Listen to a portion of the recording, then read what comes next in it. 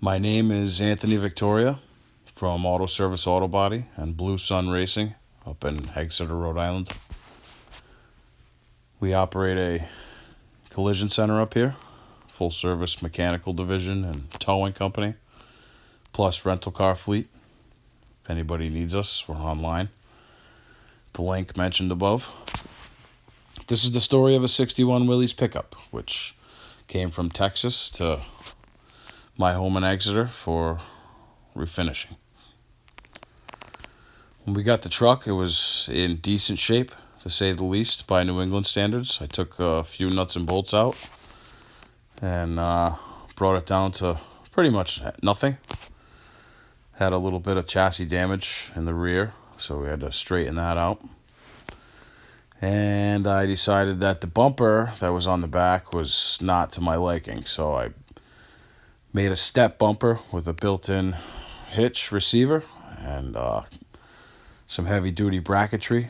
Also stiffens up the back of the chassis, which was folded up a little bit when we got it off the farm in Texas here. Took a piece of 4-inch angle, made a few relief cuts, and welded it up. Kind of made something cool out of that. The chassis we blasted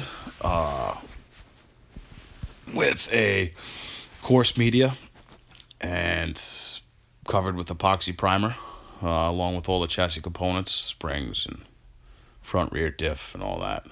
And from there we moved on to a coating process with a single stage urethane.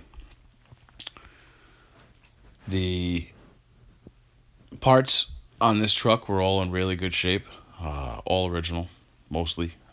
This is a Resto mod, but all of the driveline parts are original.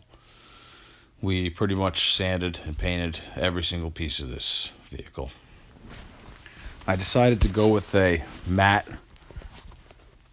clear coat on everything, and we did 4 colors. We have the olive green, the black, we have an off-white that I made custom, also the desert sand color, which became popular a few years ago, which I've always wanted to do. So this is showing you a mock-up process of the chassis. We just wanted to make sure we had the right idea for color before we went any further. And I really fell in love with the way it started to look as early as this point right here. It's the original gas tank, great shape, from Texas. So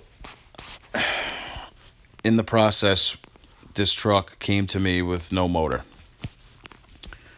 The motor was up the street at another shop that had this truck before I ended up with it. And they left the motor outside in the winter, and because it was from Texas, it was full of water, and it literally cracked the cylinder head in half. So when I received this truck, we had no drivetrain. So this engine came from Connecticut last year with 12,000 miles on it in a running truck. A guy pulled it out Friday night to do a 350 conversion, and I had it Saturday morning, and it's been inside ever since. My friend Vinny and I scraped and scrubbed this thing for a couple weeks straight, picked away at it, and covered it in an epoxy primer with a heat additive to protect the finish from excessive temperature. Really did come out nice. I mean, it looks beautiful. We spent the next week or two painting all the small parts that bolt on, and then we covered the engine itself with a single stage urethane with a additive, again, to protect the top coat from excessive heat. So really had fun doing this engine. It was a good running, mint condition, 12,000 mile L6-226 Super Hurricane. Very, very rare up here in New England. So as things started to get together, we realized we needed to do new fuel lines. It was all not to my liking, any of this stuff you see here. So we have since redone all of that, but we wanted to make sure we had an idea of what we were up against. original OE equipment cab off the farm in Texas. Few bangs and bruises, couple dings, scratches, not too bad. Floor was a little bit soft. The metal was very good. It was just where your boots rest. They had a few pinholes.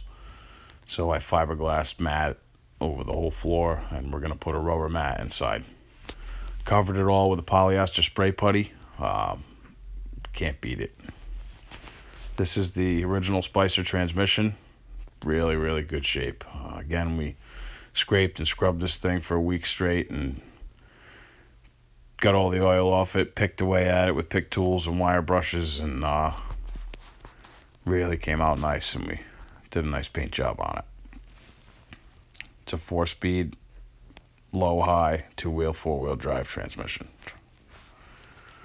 Then we began to mock up the chassis. I brought everything home to my hobby shop and got it all together, put a new clutch in it, hung the bell housing, got the tranny fit up. We went with the olive green transmission, silver on the bell housing and the engine, flat black, all the rest. There are a few hits here and there of the olive green under the hood and some of the white as well at this point to break it all up. But at this point, I really started to see the finished product, the colors together really working for me. I liked it a lot, so we kept going. Played around with the cab a little bit. This is all at night and on the weekends now. I haven't spent much time during the day messing with this thing. I mean, the guys in the shop have obviously spent a little bit of their time on it, but personally, I've only touched it at night on the weekends. This truck had no heat originally. I cut a hole for the heater box that we're putting in there. Pretty neat. That is a high build primer over. Now it's showing you the trimmed cab, which we hung back up. That is the body color you see on the firewall. And the interior, it is a desert sand with a matte clear from PPG and Envirobase. Real nice stuff.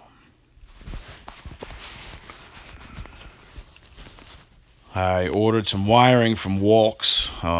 Anybody that knows Walk knows that he's a genius. Him and his son here work together. They've been nothing but accommodating to me, and they really just have access to everything and knowledge like you can't believe. I've never personally done a Willy's before, but I am familiar with building cars. I've built hundreds of cars, and this one really, I learned a lot of stuff, and I'm stoked on that.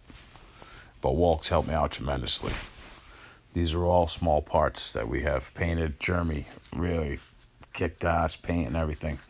Hundreds of small parts. And he did most of the body work on the exterior sheet metal panels as well, which came out beautiful. Walks wiring, immaculate, very nice. That's the heater box. We also got that from Walks. That's a used piece with a heater core inside of it. At that point, I had to rig up something for the fan.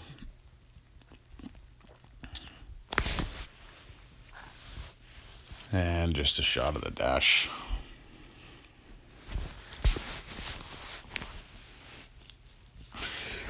The interior, I'm very happy with. The floors, like I said, they were a little bit soft, and where your boots would go, I covered them over with a fiberglass mat, both sides, top and bottom, and we are installing a rubber mat inside it as well.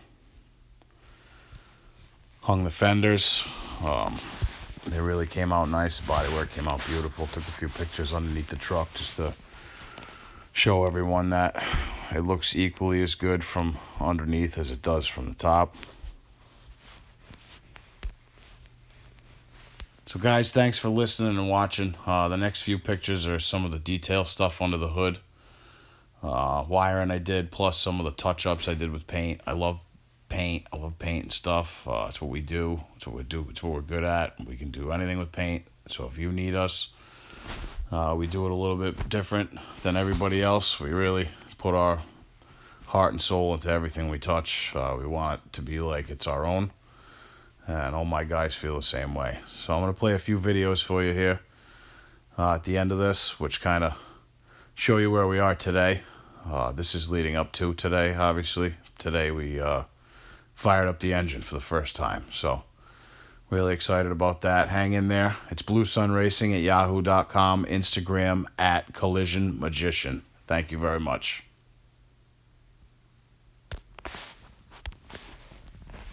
Log on to my website at autoserviceautobody.com. That's www.autoserviceautobody.com.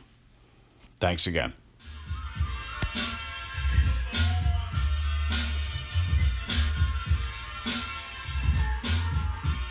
Got a 3 5/16 ball. 4 3/8 stroke.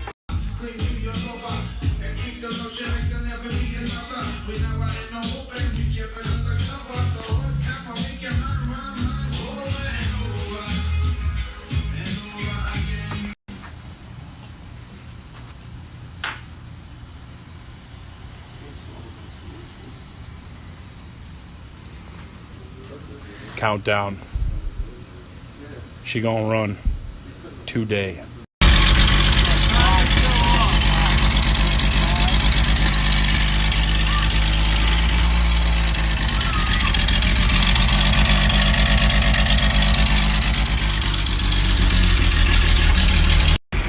We never touch the smoke. We never touch it.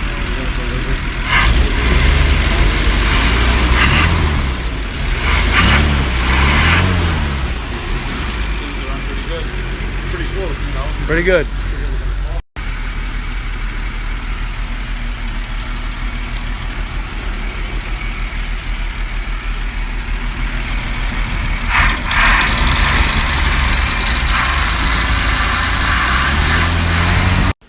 So we're trying our hand at fixing a coolant leak for our Super Hurricane.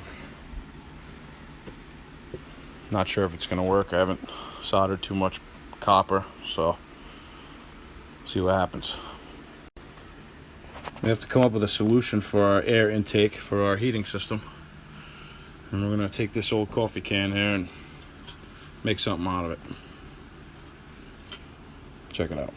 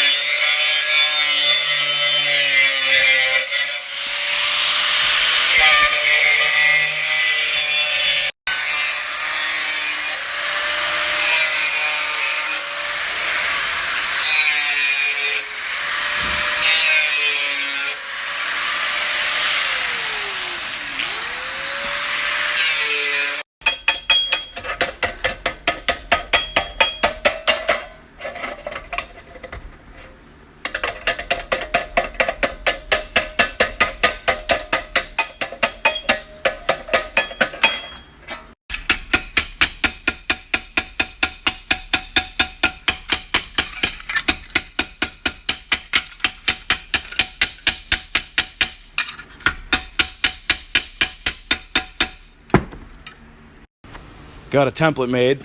Can's no good. It's too flimsy and old, but this metal will sit inside here for air into the heater core. And then it mounts to the grill on the inside right here.